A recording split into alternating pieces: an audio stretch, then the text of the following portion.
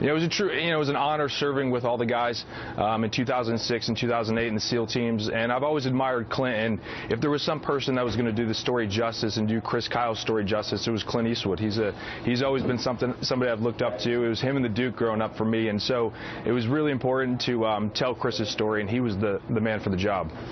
Kevin, in the movie, Bradley actually becomes Chris Kyle. He actually becomes Chris Kyle on the screen. There is one scene in the movie that stands out to me, and I think a lot of people, and it is the scene in the auto body shop where a young Marine who lost a leg in Iraq comes over to Chris Kyle, Bradley Cooper's son, and praises the father in front of the father, saying, you know, your dad's a hero. And Bradley Cooper, Chris Kyle, is clearly, you know, he's unconscious with it. And it really meant he didn't want his son ever to have to do what he had to do. Did it hit you at all?